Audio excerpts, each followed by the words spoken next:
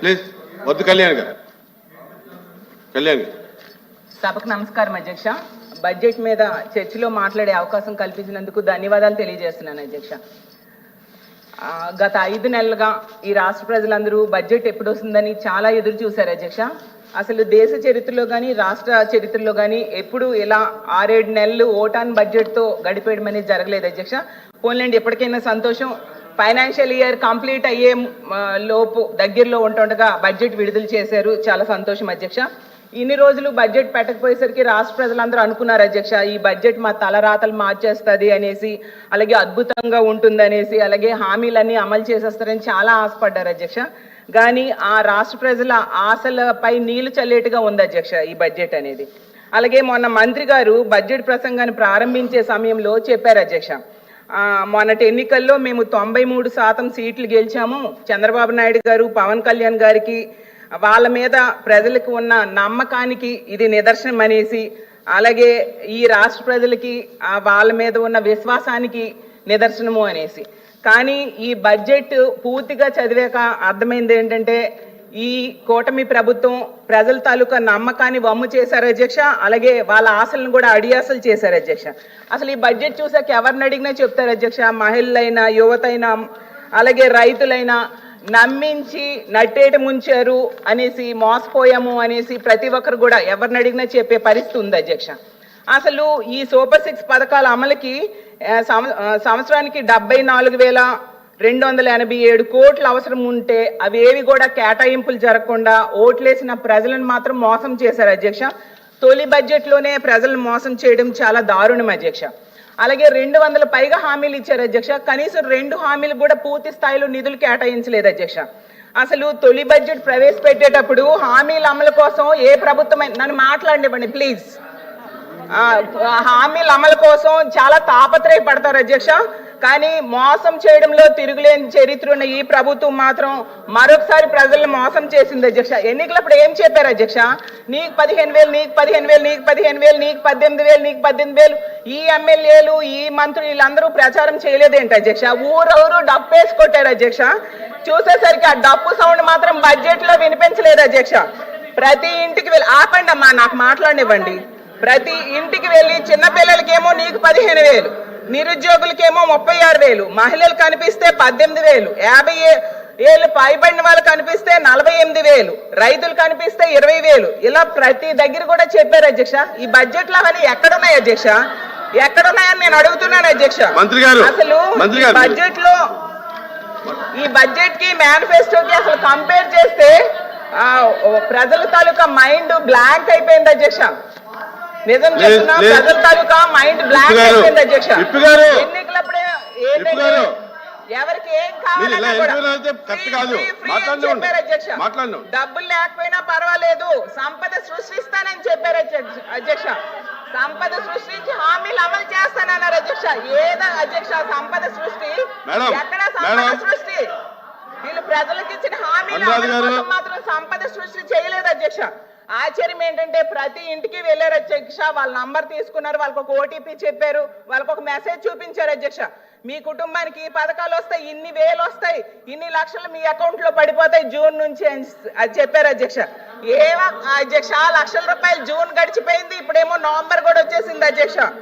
అలాగే బాబు షూరిటీ భవిష్యత్ గ్యారంటీ అని బాండ్స్ పంచారు అధ్యక్ష. ఆ బాండ్స్ ఇప్పుడు ఏం చేసుకోవాలి అధ్యక్ష వాళ్ళు? అసలు ఆ బాండ్స్ కి ఈ బడ్జెట్ కి ఏమైనా సంబంధం ఉందా అని నేను అడుగుతున్నాను అధ్యక్ష. అసలు వీళ్ళు మేనిఫెస్టోకి ప్రజాగలం 2024 అని పేరు పెట్టారు అధ్యక్ష. అసలు ప్రజాగలం కాస్త ప్రజాగరళంగా అయింది అధ్యక్ష. సూపర్ 6 సూపర్ చీట్స్ గా అయిపోయింది అధ్యక్ష. ఈ బడ్జెట్ చూస్తే మేనిఫెస్టో ఏమో మాయాఫెస్టో అయిపోయింది అధ్యక్ష. బాబు షూరిటీ భవిష్యత్ గ్యారంటీ అనేది బాబు షూరిటీ ఎన్నికల గ్యారంటీలా తయారు చేశారు అధ్యక్ష. అసలు వీళ్ళు చెప్పిన పథకాలకి బడ్జెట్ లో కేటాయించిన నిధులకి పోలిస్తే తల్లికి వందనం, తల్లికి మంత్రి గారు అధ్యక్ష మాట్లాడుతుండేది అబద్ధాలు మాట్లాడుతున్నారు అనే విషయం మొత్తం మీడియా అంతా చూస్తున్నారు, రాష్ట్రం అంతా చూస్తున్నారు అధ్యక్ష. కాదు అధ్యక్ష, అసత్యాలు మాట్లాడుతున్నారు. మేము రాగానే మొదటి సంతకం మెగా డిఎస్సి ముఖ్యమంత్రి గారు సంతకం పెట్టారు, అన్నా క్యాంటీన్లు మొదలు పెట్టాం, పెన్షన్ ఇచ్చాం అధ్యక్ష. పెన్షన్లు అయితే ఇచ్చాము మీరు- పెన్షన్ ఇచ్చాము అధ్యక్ష. మీరు last లో చెప్పండి. దీపం 2 కింద సిలిండర్లు ఇచ్చాము అధ్యక్ష. మీరు మరి ఏదైనా ఇవన్నీ నోట్ చేసుకోండి. చూస్తూనే ఉన్నారు కదా మీరు ఏదైనా అధ్యక్ష. నోట్ చేసుకోండి. మరి సిపిఎస్ రద్దన్నారు, వాళ్ళు నోట్ ఏం చేశారు చేసుకోండి. అధ్యక్ష? 2000 రూపాయలు పెన్షన్ 3000 చేసేస్తామన్నారు అధ్యక్ష. 5 సంవత్సరాలైనా చేయలేకపోయినారు అధ్యక్ష. వాళ్ళు చేసిన అప్పులు మేము తీర్చుకుంటూ మళ్ళీ సంక్షేమ పథకాలు ఇస్తున్నాం. సంపద సృష్టించు Please. సంపద. అవును మేడం అధ్యక్ష. కూర్చోండి. మేడం ఎల్ఓపి గారు ఇప్పుడు గౌరవ రామకృష్ణ గారు మాట్లాడారు, ప్లీజ్ ప్లీజ్ మాధవ్ గారు ఆయన మాట్లాడారు. విషయం ఎక్కడైనా ఇంటరప్షన్ వచ్చిందా అధ్యక్ష? ప్లీజ్ వినండి. ఏం మాట్లాడతారు అధ్యక్ష? మీరు ఇంతసేపు రామకృష్ణ గారు మాట్లాడారు. ఎంత ఆ విషయాలన్నింటినీ మేము నోట్ చేసుకున్నాం, వింటున్నాం. దానికి మేము మాట్లాడినప్పుడు మేము సమాధానం చెప్తామని చెప్పాం. ఆయన మధ్యలో ఆయన మాట్లాడమన్నప్పుడు కూడా మేము వచ్చి సమయం పాటించుకుని ఉన్నాం. కానీ ఇప్పుడు మా మెంబర్ మాట్లాడుతుంటే మంత్రులు వచ్చి ఆ విధంగా మాట్లాడడం అనేది అది కరెక్ట్ కాదు అధ్యక్ష.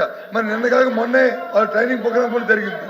ఎలా ఎలా మా హౌస్లో మెండి ఎలా బిహేవ్ చేయాలి, మన నాలుగు ఎలా చేసుకోవాలి, మరి ఇది చెప్పలేదు అధ్యక్ష. ఇది ప్లీజ్ ప్లీజ్ తప్పు అధ్యక్ష. అది ప్లీజ్ కూర్చో. దయచేసి ఎవరైనా మెంబర్ మాట్లాడినప్పుడు అది సాంప్రదాయం కాదు మెంబర్ అధ్యక్ష. పూర్తయిన తర్వాత మీరు చెప్పండి ఎవరైనా చెప్పదలుచుకుంటే. మీరు మాట్లాడినప్పుడు అలాగా ఏం పదాలు ప్రతిసారి మాట్లాడారు? అందరూ ఇన్ఫ్లుయెన్స్ అయితే కరెక్ట్ కాదు. తప్పు కదా, ఈ సభ ముందుకు సాగదు అలాగే. ప్లీజ్ ప్లీజ్ మీరు మాట్లాడండి. మీరు చేయిస్తే మీకు సమయం ఇస్తారు, మాట్లాడండి. అప్పుడు కూర్చుంటారు.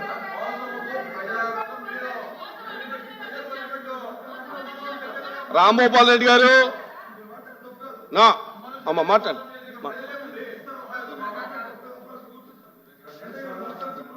మాట్లాడు అమ్మ మాట్లాడు. అధ్యక్ష 1 minute మంత్రి గారు. అధ్యక్ష నేను ఒకటి చెప్తా అధ్యక్ష. ఇప్పుడు ఎల్ఓపిగా ఉన్న వ్యక్తి సభ్యులు పోయిన సభలో మేము ఒక ప్రశ్న అడిగాము అధ్యక్ష. అన్నా క్యాంటీన్ మోతేస్తున్నారండి, మీ పేరు మా ఏదైనా పెట్టుకోండి, కానీ పేరు ఇష్టం వచ్చి పెట్టుకోండి అన్నప్పుడు వారు ఏం సమాధానం ఇచ్చారంటే గతంలో జరిగిన దీనికి సంబంధం ఏంటంటే సభ్యులు ఉన్నారు. వాళ్ళు ఏమన్నారంటే మేము మార్చము పెడతా ఉన్నారు. సభనంతా తప్పుదార పడితే వాళ్ళ మాటలు శాంతి లేదు అధ్యక్ష. రికార్డు ఉన్నాయి. అందువల్ల మేము నియమాలు పాటిస్తాం, సభ్యులు గౌరవిస్తాం అధ్యక్ష. కానీ ఈ రోజు నీతులు చెప్తే కరెక్ట్ కదా అధ్యక్ష. ప్లీజ్ ప్లీజ్ ఇప్పుడు ఎప్పుడో జరిగిన దానికి మళ్ళీ ఇప్పుడు మీరు మళ్ళీ మాట్లాడితే కరెక్ట్ కాదు. అధ్యక్ష అధ్యక్ష ప్లీజ్ మీరు సభను కంటిన్యూ చేస్తారా వాయిదా చేయమంటారా? ఫైనాన్స్ మినిస్టర్ గారు, లెజిస్లేటివ్ అఫైర్స్ మినిస్టర్ గారు. ఇప్పుడు అధ్యక్ష సార్ ఇప్పుడు మనం ఒక నియమం పెట్టుకున్నప్పుడు ఇందాక మీరు చెప్పారు సభ్యులు పూర్తయిన తర్వాత రాసుకుని చెప్పమని చెప్పారు.